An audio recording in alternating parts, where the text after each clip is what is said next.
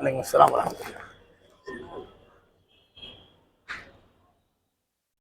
الحمد للہ رب العالمین والصلاة والسلام علی اشرف الانبیاء والمرسلین نبینا محمد وعلی آلہ واصحابہ اجمعین۔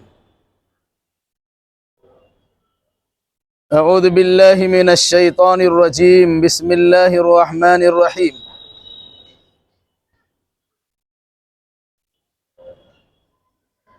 وَمِنَ النَّاسِ مَن يَعْبُدُ اللَّهَ عَلَى حَرْفٍ فَإِنْ أَصَابَهُ خَيْرٌ اطْمَأَنَّ بِهِ وَإِنْ أَصَابَتْهُ فِتْنَةٌ انقلب على وجهه خسر الدنيا والآخرة ذلك هو الخسران المبين۔ يدعو من دون الله ما لا يضره وما لا ينفعه ذلك هو الضلال البعيد۔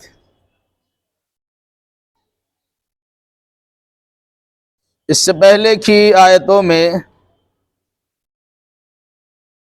اس حقیقت کو واضح کیا گیا تھا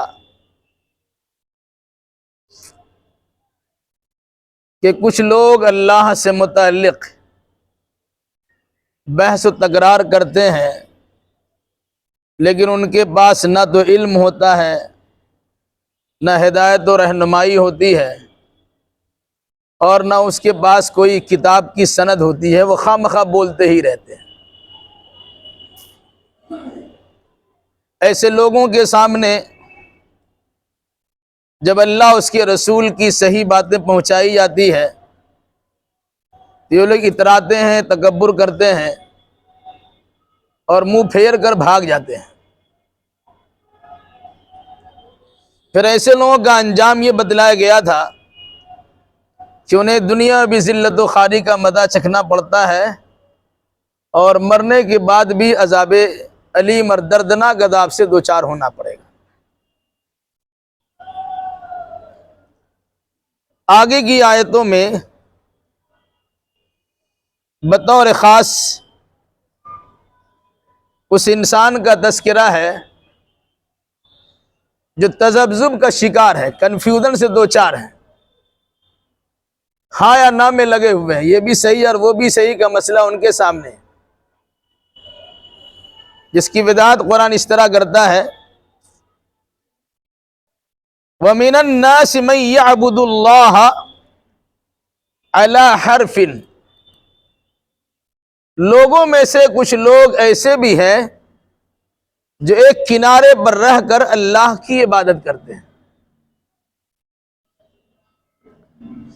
فَإِنْ أَصَابَهُ خَيْرٌ اطْمَأَنَّ بِهِ، اب اگر اس عبادت کے بعد اسے کوئی خیر مل جاتا، بھلائی مل جاتی ہے، اس کی منہ مانگی مراد پوری ہو جاتی ہے، تو مطمئن ہو جاتا، اس کو سکون حاصل ہو جاتا، اسے اطمینان مل جاتا ہے کہ ہم نے عبادت کی ہے تو اللہ نے ہم کو دے دیا۔ وَإِنْ أَصَابَتْهُ فِتْنَةٌ، اور اگر اس انسان کو کوئی فتنہ لاحق ہو جاتا ہے، کوئی پریشانی آ جاتی ہے، عبادت کرنے کے بعد بھی اس کی مراد پوری نہیں ہوتی ہے، بلکہ کسی مصیبت میں گھر جاتا ہے، پریشانی مبتلا ہو جاتا ہے، انقلب علی وجہہ، تو اپنا منہ پھیر لیتا ہے۔ خسرت الدنیا والآخرہ، ایسا انسان در حقیقت اپنی دنیا بھی برباد کرتا ہے اور آخرت بھی برباد کرتا ہے۔ ذالک هو الخسران المبین، اور یہی کھلا ہوا نقصان ہے۔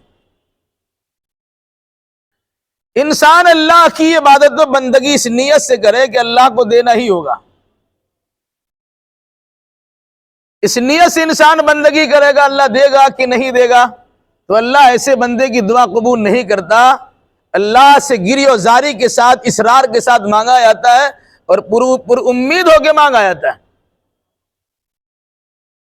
اب اگر کوئی انسان اللہ سے پر امید ہوا اور اللہ تبارک و تعالیٰ سے اس نے سوال کیا، مانگا، کبھی ایسا ہوتا ہے ابھی مانگا اللہ نے بھی دے دیا، کبھی اللہ ایسا ہوتا ہے کہ انسان مانگتا ہے لیکن اللہ تبارک و تعالیٰ نے اس کی دعا کی قبولیت کے لیے وقت متعین کیا ہے تاکہ اس کی آزمائش بھی ہو جائے اور ایسے وقت میں اس کی مانگ پوری کی جائے جو اس کے لیے سراپا کامیابی کی ضمانت بن جائے.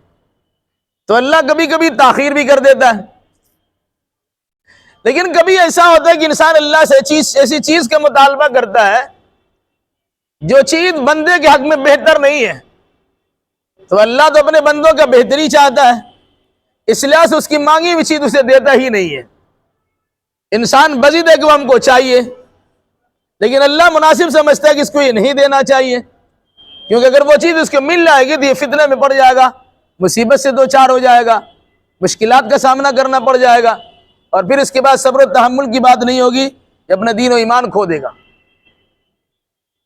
تو اللہ کبھی انسان کی مراد کو فوراً پوری کرتا ہے، کبھی انسان کی چاہت کو دیر سے پوری کرتا ہے، اور کبھی اللہ تبارک و تعالی انسان کی چاہت کو پوری ہی نہیں کرتا کیونکہ وہ اس کے حق میں مناسب نہیں ہوتا. اب آدمی اس نیت سے مسجد پہنچا یا اللہ کی عبادت کرنے کے لیے گیا کہ ابھی اللہ کی عبادت کریں گے اور ابھی مانگیں گے اور ابھی اللہ ہم کو دے دے گا، اور دو چار دن اللہ کی بندگی کیا لیکن ایسا ہو کہ اس کو مل نہیں رہا ہے، اس کی منہ مانگی مراد پوری نہیں ہو رہی ہے، تو انسان پت کترانا شروع کرتا ہے کہ اس سے بہتر تو ویسی تھا ہم اللہ کے قریب بھی آئے، اس کی بندگی بھی کرے، اس کی اللہ کی خوشامد بھی کرے، لیکن پھر بھی اللہ نہیں دیتا. مل گیا تو الحمدللہ، اور اگر نہیں ملا یا اس کے بالمقابل کسی مصیبت سے دو چار ہو گیا. بہت سے لوگوں کو سنا ہے بھائی نماز کیوں نہیں پڑھتے؟ پہلے جب بھی ہم نماز شروع کرتے ہیں تو ہماری طبیعت خراب ہو جاتی ہے، جب بھی نماز شروع کرتے ہیں ہم کو کوئی نقصان ہو جاتا ہے. یہ در حقیقت شیطان اس کو ورغلاتا بہکاتا ہے تاکہ وہ اللہ کے راستے سے دور رہے، اللہ گھر سے دور رہے، مگر اس کے باوجود وہ انسان شیطان کے کہنے میں چلا آتا، دو چار دن کیا اور اس کے بعد چھوڑ دیا. کیوں بھائی؟ طبیعت ہماری خراب ہو گئی. اللہ کی عبادت سے طبیعت اچھی ہوتی ہے، خراب نہیں ہوتی ہے. یہ امتحان ہوتا ہے، آزمایا جاتا ہے. جس طرح آپ کے پاس سونے چاندی کے زیورات ہیں، وہ خالص پیور ہے کہ نہیں ہے، اس کی تحقیق و تفتیش کے لیے اسے آگ میں پگھلایا جاتا ہے. جو اس کا کھاد ہوتا ہے، جو مسالہ چڑھا ہوا ہوتا ہے، جو ملمس شادی کی چیز ہوتی ہے وہ چھڑ جاتی ہے، اصلی سونا باقی رہ جاتا ہے. تو نکھارنے کے لیے اسے تپایا جاتا ہے، آزمانے کے لیے اسے پریشان کیا جاتا ہے. تو اللہ تبارک و تعالیٰ مصیبت سے دو چار کرا کے اس کی آزمائش کرتا ہے. جب دیا تو یہ اللہ تبارک و تعالیٰ دیکھتا ہے کہ بندہ اس کا شکر ادا کرتا ہے کہ نہیں کرتا، اور اگر نہیں دیتا تو اللہ اس بارے میں اس کے امتحان لیتا ہے کہ بندہ ناشکری تو نہیں کر رہا ہے. ملنے پر اللہ کا شکر ادا کرے اور نہ ملنے پر اللہ کی بارگاہ میں صبر کا جذبہ کو پیش کرے. یہ در حقیقت ایماندار کی علامت ہوتی ہے، پہچان ہوتی ہے. لیکن اگر کوئی انسان دنیاوی قرض کے تحت آیا، اب دیکھیں گے بہت سارے لوگوں کو کبھی نماز روزہ سے اس کا کوئی تعلق نہیں ہے، کچھ حالات خراب ہو گئے، کچھ پریشانی آ گئی، بڑا لمبا لمبا سجدہ کرتا ہے، بہت دیر تک مسجدوں میں بیٹھا رہتا ہے، قرآن لیے ہوئے تلاوت کرتا رہتا ہے، اور جو ہی اس کا مطلب نکل گیا تو پہچانتے نہیں، فوراً رشتہ رہتا توڑ کے پھر اپنا کام میں لگ جاتا ہے. تو کیا ایسا انسان در حقیقت وہ ایمان مخلص نہیں ہوتا. وَمِنَ النَّاسِ مَن يَعْبُدُ اللَّهَ عَلَى حَرْفٍ، لوگوں میں سے بعض ایسے ہیں جو اللہ کی عبادت کرتے ہیں کنارہ رہ کر. فَإِنْ أَصَابَهُ خَيْرٌ اطْمَأَنَّ بِهِ، اگر اس کو نیکی مل جاتی ہے، بھلائی مل جاتی ہے، اس کی مانگ پوری ہو جاتی ہے تو اس میں اطمینان کی سانس لیتا ہے اور خوش و خرم ہوتا کہ اللہ نے ہماری دعا سن لی اور ہماری عبادت قبول ہوگی. وَإِنْ أَصَابَتْهُ فِتْنَةٌ انقلب عَلَى وَجْهِهِ، اب اگر اسے کسی قسم کی آزمائش ہوتی ہے، مال میں نقصان ہو گیا، جان میں نقصان ہو گیا، آتے ہوئے گاڑی میں نقصان ہو گیا، کچھ فکری میں پریشانی لاحق ہو گئی، گھر کے لوگوں کو دقت کا سامنا کرنا پڑ گیا، تو ایسے وقت میں انسان کیا سوچتا ہے کہ عبادت کرنے سے تو ہمارا نقصان ہی ہوتا ہے، فوراً پلٹ کے بھاگ جاتا ہے، پھر عبادت ہی چھوڑ دیتا ہے. اللہ کی ایسی گھڑی میں انسان کو اور مضبوط پکڑنا چاہیے کہ الہی تیری امتحان ہے، اور امتحان اتنا ہی ہم سے لے جتنا امتحان ہم برداشت کر سکتے ہیں. اب اگر کوئی انسان ایسا کرتا ہے تو قرآن کہتا ہے خسر الدنیا والآخرہ، اس نے اپنا دنیا بھی برباد کر دیا اور آخرت بھی برباد کر دیا. عبادت کرنے کے نتیجے ملا، دنیا میں تو مل ہی گیا، بہتر بدلہ اس کا آخرت ہی ملنا تھا، لیکن جب وہ پلٹ گیا، اللہ کے راستے کو چھوڑ دیا، روگردانی کرنا شروع کر دی، اللہ سے منہ پھیر لیا تو وہ انسان کہیں کا نہیں رہا، نہ یہاں کا رہا نہ وہاں کا رہا. کہا ایسی گمراہ، ایسا خسارہ، ایسی نقصان در حقیقت کھلم کھلا یہ نقصان ہے. یدعو من دون اللہ ما لا یضرہ وما لا ینفعہ ذلک هو الضلال البعید. جب انسان اللہ کا دروازہ چھوڑتا ہے، اللہ کا در چھوڑتا ہے، وہ در در کی ٹھوکریں کھاتا ہے. اب وہ اللہ کو چھوڑ کر کسی غیر اللہ کو پکارنا شروع کرتا ہے. قرآن کہتا ہے یدعو من دون اللہ، پھر وہ پکارنا شروع کرتا ہے اللہ کے علاوہ کو. کس کو؟ ما لا یضرہ، اس کو پکارتا ہے جو اس کو نقصان نہیں پہنچا سکتا، وما لا ینفعہ، اور نہ اس کو نفع پہنچا سکتا ہے. اس کے سامنے انسان جب انہیں نیاز جھکاتا ہے، اس کے سامنے سوالات پیش کرتا ہے، اس کے سامنے آرزو کرتا ہے، منت و سماعت پیش کرتا ہے، جس کے بعد خود اپنے اندر اختیار نہیں ہے کہ وہ نفع پہنچا سکے کہ نقصان پہنچا سکے. اس کی مثال قرآن مجید نے کئی جگہ پر اس طرح دی ہے کہ انسان مورتی بناتا ہے، اپنے ہاتھ سے بناتا ہے، وہ اپنا وجود کو برقرار رکھنے میں آپ کا محتاج ہے. آپ نے مٹی ڈالا، پانی ڈالا، بنایا، رگ و روغن کیا، سجایا، وہ سب آپ کے ہاتھ کا بنایا ہوا ہے. اگر اس پہ آپ نے کچھ چڑھاوا چڑھا دیا، کچھ مٹھائیاں رکھ دی، تو اگر مٹھائی وہاں سے مکھی اچھک کے لے آئے، اس کے اندر اتنی طاقت و توانائی کہ مکھی سے مٹھائی چھوڑا سکے، تو آدمی سے کیسے چھوڑا سکے گا؟ تو جو اپنا نقصان دور نہیں کر سکتا، اپنے آپ کو فائدہ نہیں پہنچا سکتا ہے، اب اگر کوئی انسان اس کو پکارتا ہے تو در حقیقت وہ انسان اپنے آپ کو گمراہی کے دلدل میں ڈال لیتا ہے. قرآن اسی کہتا ہے یدعو من دون اللہ، یہ لوگ اللہ کے مقابل اس کو پکارتے ہیں ما لا یضرہ، جو اس کو نقصان بھی نہیں پہنچا سکتا، وما لا ینفعہ، اور نہ اسے نقصان پہنچا سکتا ہے، نفع پہنچا سکتا ہے. نہ اسے نقصان پہنچا سکتا اور نہ اسے نفع پہنچا سکتا ہے. قرآن کہتا ہے ذالک هو الضلال البعید، یہ تو بڑی دور کی گمراہی ہے. جس کے اختیار میں نفع نقصان نہیں ہے، آپ اسی کے سامنے نفع حاصل کرنے کی دعا کرتے ہیں اور نقصان سے بچانے کی درخواست کرتے ہیں. کاروبار میں نقصان ہو گیا، ہمارے کاروبار کو درست کر دے، تو اس کے پاس تو طاقت ہی نہیں ہے. یہ ساری طاقت، سارا پاور، ساری قوت، سارا اختیار کس کے پاس؟ اللہ کے پاس ہے. تو آدمی اللہ کے پاس اس نظریے سے جاتا ہے، عبادت کریں گے، مل رہا تو ٹھیک ہے، نہیں ملا تو اللہ سے بھی روگردانی کرتا ہے اور منہ پھیر کے چلا آتا ہے. پھر بندہ کے پاس پہنچتا ہے، لگا رہتا ہے.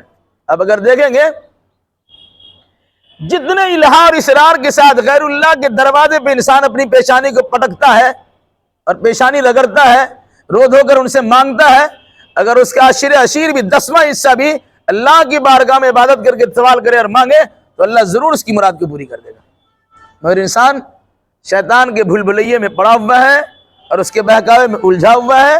نتیجے کے طور پر وہ کھلی گمراہی سے دوچار ہے اور بڑی دور کی پرلے درجے گمراہی میں مبتلا ہے. یدعو لمن ضرہ اقرب من نفعہ لبئس المولا ولبئس العشیر. وہ انسان اس کو پکارتا ہے جس کا نقصان اس کے نفع سے زیادہ قریب ہوتا ہے. یہ تو کچھ فائدہ پہنچا سکیں گے نہیں، الٹا نقصان پہنچا دیں گے. کیسا نقصان؟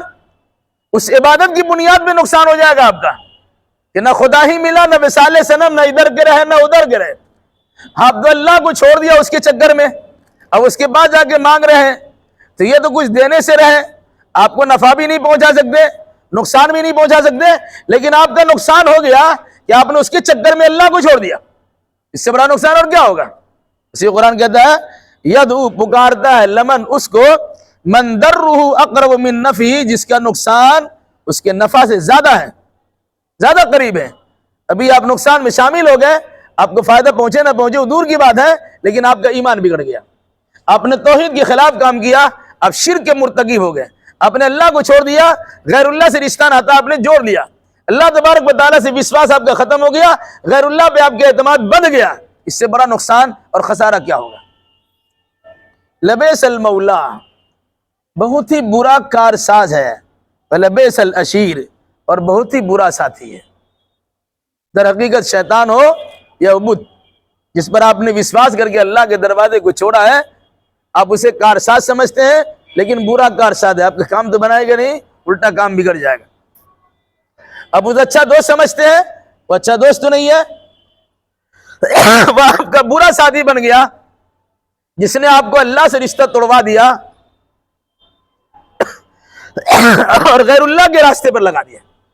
تو ایسا انسان انسانی شکل میں ہو یا شیطان کی شکل میں ہو یا مورتی اور مجسمے کی شکل میں ہو، وہ دونوں کے دونوں انسان کے لیے برا ساتھی ہے اور برا کام بنانے والا ہے. اچھا کام تو کرے گا نہیں، برا ہی کر دے گا. ان اللہ يدخل الذين آمنوا وعملوا الصالحات جنات تجري من تحتها الانہار ان اللہ يفعل ما يريد. بے شک اللہ تعالی ایمان اور عمل صالح کرنے والوں کو ایسی جنت میں داخل کرے گا جس کے نیچے نہریں جاری ہوں گی. بے شک اللہ تبارک و تعالی جو چاہتا ہے کر گزرتا ہے. جو انسان کسی مقصد کے تحت عبادت کرتا ہے، ملا تو عبادت میں خوش رہا، نہیں ملا تو عبادت توڑ تاڑ کے بھاگ گئے. ایسے انسان کے بالمقابل جو انسان پکا مومن ہوتا ہے، جس کا ایمان صحیح سالم ہوتا ہے اور اپنے ایمان کو اعمال صالحہ کی نگوں سے جڑ کے آراستہ اور پیراستہ کر کے رکھتا ہے، ایسے مخلص لوگوں کے بارے میں اللہ نے کیا کہا کہ اگرچہ دنیا میں وقتی طور سے اسے دنیاوی فائدہ نہیں مل رہا ہے، لیکن مرنے کے بعد ان کے لیے آخرت کا فائدہ تو ملنا ہی ملنا ہے کہ اللہ ایسے انسان کو ایسے باغات میں اور ایسے جنت کے بالے خانے میں جگہ عطا فرمائے گا جہاں نہر جاری ہے اور جہاں ہر قسم کی آشائش کے سامان موجود ہیں. اور فرمایا ان اللہ یفعل ما یرید، اللہ جو چاہتا ہے وہی کرتا ہے. آپ کے چاہنے سے اللہ نہیں دے گا، اللہ اپنی مشیت کے مطابق دیتا ہے. کیوں؟ بندہ کسی چیز کو اچھا سمجھتا ہے حالانکہ وہ اس کے حق میں اچھا نہیں ہوتا، لیکن بندہ اصرار کرتا ہے، بار بار اصرار کرتا ہے، تو اللہ مناسب سمجھتا ہے تو نہیں دیتا ہے، اور یہ جانتا ہے کہ ابھی نہیں دیں گے بعد میں دیں گے. پھر اس کا امتحان بھی ہو جاتا ہے کہ دیکھیں امتحان پختہ ہے کہ نہیں ہے. ایسا تو نہیں کہ نہیں ملا تو چھوڑ کے بھاگ گئے، تو پھر اس کے بے صبرہ ہونے کے نتیجے میں نہ یہاں کا رہتا ہے نہ وہاں کا رہتا ہے. تو اللہ سے مانگنے کے بعد، اللہ کی بندگی پیش کر کے اللہ سے مطالبے کے بعد انسان کو صبر و تحمل سے رہنا چاہیے اور یہ سوچ کر اللہ کی بندگی کرتے رہنا چاہیے کہ دیر سویر اللہ ضرور دے گا اگر ہمارے حق میں وہ چیز مناسب ہوگی. اور اگر وہ اللہ تبارک و تعالیٰ نہیں دیتا ہے، اس کا مطلب یہ ہے کہ ہمارے حق میں بہتر نہیں ہے. انسان بہت کہتا ہے مال مل جائے گا تو ایسا کر دیں گے ویسا کر دیں گے، بہت سارے لوگ ہیں، لیکن جب مال مل جاتا ہے تو مسجد کا دروازہ بھول جاتا ہے، اپنی غربت کو فراموش کر جاتا ہے، حقوق اللہ کی حقوق العباد کی ادائیگی سے منہ پھیرنا شروع کر دیتا ہے، پھر وہ موج مستی کی زندگی گزارتا ہے. تو اس کے لیے وہ مال مل جانا تو وبال جان ہو گیا. اللہ جس کو چاہتا ہے جو چاہتا ہے وہ کر گزرتا ہے. من كان يظن ان لن ينصره الله في الدنيا والآخرة فليمدد بسبب الى السماء ثم ليقطع فلينظر هل يذهبن كيده ما يغيظ. اس آیت کا دو مفہوم ہے. ایک تو یہ ہے جو انسان گمان کرتا ہے کہ اللہ دنیا آخرت میں اس کی مدد نہیں کرے گا، جو سوچ لیتا ہے جو آدمی کہ اللہ دنیا بھی ہماری مدد نہیں کرتا اور آخرت میں ہماری مدد نہیں کرے گا، اور اس کے نتیجے میں وہ انسان اللہ سے غصہ ہو جاتا ہے، اللہ سے اس کا عقیدہ کمزور پڑ جاتا ہے اور وہ رشتہ ناتا توڑ لیتا ہے. تو اللہ نے کہا اپنا غصہ ختم کرو اور اپنے غیظ و غضب میں تم مر جاؤ. کرے گا اللہ تو وہی جو اللہ چاہے گا، تمہارے من کے مطابق نہیں ہوا. کہا اگر ایسا ہی کرنا ہے تو ایسا کرو، تم ایک رسی لگاؤ یہاں سے لے کے آسمان تک، یا کم از کم اپنے چھت میں رسی لگاؤ اور رسی پکڑ کے چھت تک چلے جاؤ. پھر بھی تمہاری مراد پوری نہیں ہوتی ہے تو وہیں سے رسی کو کاٹ دو. اب چھت میں لٹکی ہوئی رسی کٹے گی، انسان کیا ہوگا؟ گر کے ہڈی پسلی اس کی ٹوٹ جائے گی. کہ اس طرح ہڈی پسلی توڑوا لو اور بستر مرگ پہ پہنچ جاؤ اور اپنا غیظ و غضب دور کر لو. اللہ تمہارے کہنے سے نہیں دے گا، اللہ تمہارے حق میں مناسب سمجھے گا تبھی دے گا. ایک بات تو یہ. دوسری بات، ان کفار مشرکین کا کہنا یہ تھا کہ اللہ اپنے بندے محمد الرسول اللہ صلی اللہ علیہ وسلم کی مدد نہیں کرے گا.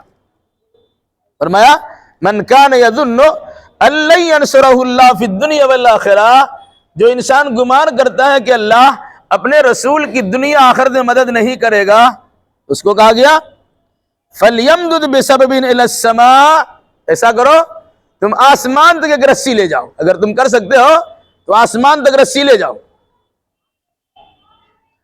اس رسی کو پکڑ کے تم آسمان تک چڑھ بھی جاؤ، اور وہاں جانے کے بعد تم دیکھو کہ اللہ اپنے بندے خاص کی مدد کرتا ہے کہ نہیں کرتا ہے۔ یہ اللہ تبارک و تعالیٰ جو وحی بھیج رہا ہے، تم اگر چاہو تو اللہ کی جانب سے اترنے والے وحی کو روک دو، یا اگر تم چاہو تو اللہ تبارک و تعالیٰ اپنے بندے کو مدد کرنا چاہے، مدد کروانا روک دو۔ اگر تم کر سکتے ہو تو کر لو، اگر ایسا نہیں کر سکتے ہو تو پھر وہاں سے رسی کاٹو اور گر جاؤ، اور گر کے تم ختم ہو جاؤ، تمہارا غصہ بھی ٹھنڈا پڑ جائے تو اچھی چیز ہے۔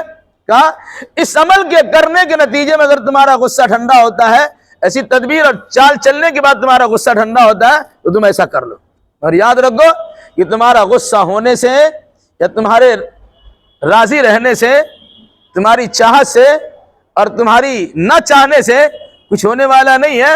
اللہ تبارک و تعالیٰ اپنی مشیت کا پابند ہے، اللہ چاہتا ہے تو وہی نازل کرتا ہے، اللہ چاہتا ہے تو اپنے بندے کو مدد عطا کرتا ہے، اللہ چاہتا ہے تو دنیا میں انسان کو سب کچھ عطا کر دیتا ہے، اور اللہ چاہے گا تو آخرت میں سب کچھ عطا کر دے گا۔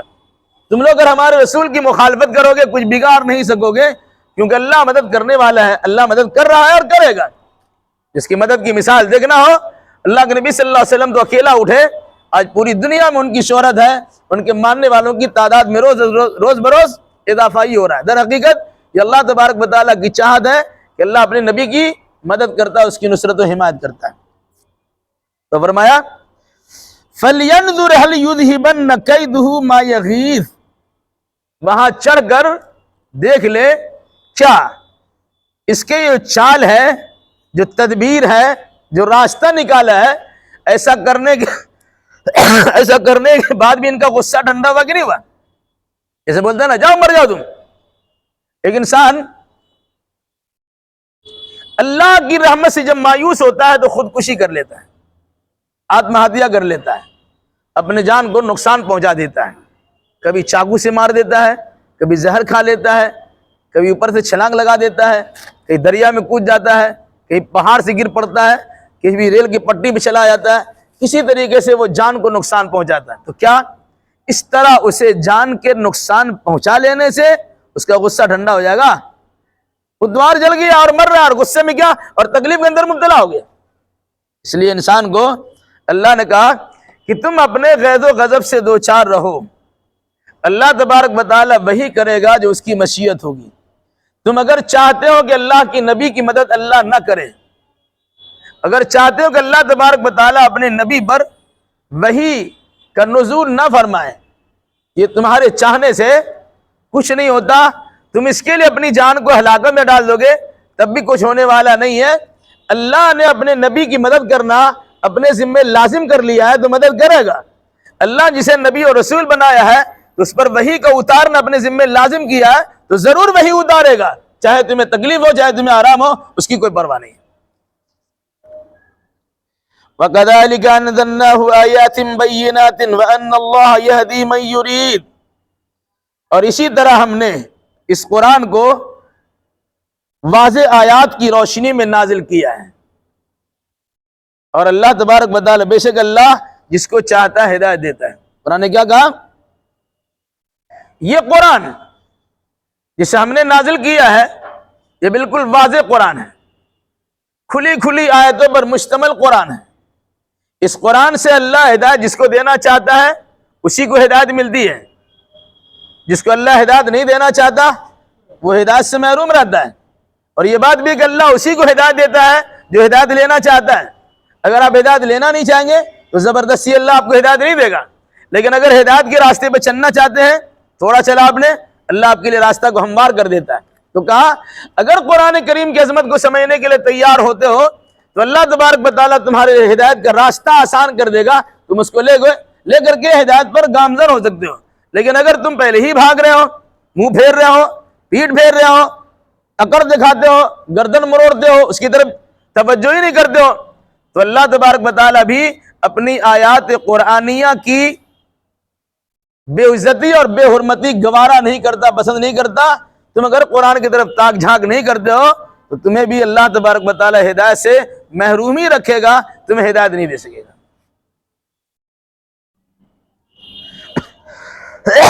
ان الذين آمنوا والذين هادوا والسابئين والنصارى والمجوس والذين اشركوا ان الله يفصل بينهم يوم القيامة ان الله على كل شيء قدير۔ یقیناً جن لوگوں نے ایمان قبول کیا اور جو لوگ یہودی ہو گئے اور جو لوگ سابی یعنی زبور کے ماننے والے ہوئے اور جو لوگ نصارہ کرسچن ہوئے اور جو لوگ آتش پرست مجوسی ہیں اور جن لوگوں نے شرک کیا ہے، یہ 6 قسم کے لوگ اللہ کے نبی صلی اللہ علیہ وسلم کے زمانے میں 6 مذہب کے ماننے والے تھے۔ کہا یہ سارے کے سارے لوگ اپنے اپنے انداز میں عمل کرتے ہیں۔ ہر انسان اپنے آپ کو حق سمجھتا ہے، یہودی اپنے آپ کو سمجھتا ہے صحیح ہے، نصارہ اپنے آپ کو صحیح سمجھتا ہے، مشرک اپنے آپ کو صحیح سمجھتے ہیں، مجوسی آگ کے پجاری اپنے آپ کو صحیح سمجھتے ہیں، اور سابی یعنی زبور کے ماننے کے دعوے دار بھی اپنے آپ کو صحیح سمجھتے ہیں، اور مسلمان تو صحیح ہے ہی، ان کا سمجھنا بھی درست ہے۔ کہا یہ 6 قسم کے لوگ جو آپس میں لڑتے ہیں، اگر دنیا میں ان کا فیصلہ نہیں ہوا ان اللہ یفصل بینہم یوم القیامہ، اللہ ان کے درمیان قیامت کے دن تو فیصلہ کر ہی دے گا۔ ان اللہ علی کل شیء شہید، اللہ ہر چیز پر نگہبان ہے، ہر چیز کو دیکھ رہا ہے۔ مطلب کیا ہوا؟ قرآن صحیح راستے کی رہنمائی کرنے والی کتاب ہے۔ اس کے بالمقابل جتنے دھرم دنیا میں مذاہب پائے جاتے ہیں، ان تمام مذاہب کا معاملہ یہ ہے کہ وہ اپنے اپنے زمانے میں ٹھیک رہا ہوگا۔ موسیٰ علیہ السلام کی شریعت، جب تک موسیٰ علیہ السلام کی شریعت چل رہی تھی ٹھیک تھی۔ عیسیٰ علیہ السلام تشریف لے آئے، اب موسیٰ علیہ السلام کی شریعت پر عمل نہیں ہوگا، عیسیٰ علیہ السلام کی شریعت پر عمل کیا جائے گا۔ جب تک عیسیٰ علیہ السلام کی شریعت چل رہی تھی وہ کارگر تھے، اس پر ایمان لانے والے صحیح تھے۔ جب اللہ کے نبی صلی اللہ علیہ وسلم تشریف لے آئے تب اللہ کے نبی صلی اللہ علیہ وسلم کی شریعت چلے گی، کوئی دوسری تیسری شریعت نہیں چلے گی۔ کہا ان تمام چیزوں کو مد نظر رکھتے ہوئے ہونا تو یہ چاہیے تھا کہ آدمی قرآن کے مطابق عمل کرتا اور اپنے تمام تر مسئلے کو قرآن و حدیث کی روشنی میں حل کرتا، لیکن ایسا حل کرنے کے لیے تیار نہیں ہے۔ تو جس طرح زندگی گزارنا گزار لے، مرنے کے بعد تو اللہ کی بارگاہ میں پہنچنا ہے، اللہ پھر وہاں فیصلہ کرے گا، پتہ چلے گا کہ قرآن و حدیث کے مطابق عمل کرنا صحیح تھا یا تورات و انجیل کے مطابق عمل کرنا صحیح تھا یا دیگر دھرم کے مطابق چلنا صحیح تھا، پھر وہاں پتہ چل جائے گا۔ پھر اللہ کیا کہتا ہے؟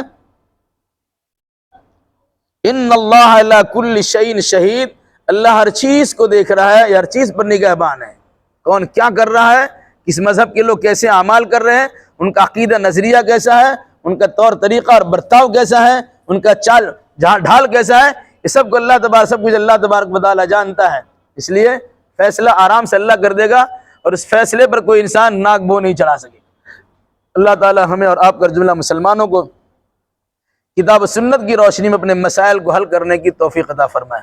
اقول قولی ھذا واستغفر اللہ لی ولکم ولسائر المسلمین وآخر دعوانا ان الحمد للہ رب العالمین۔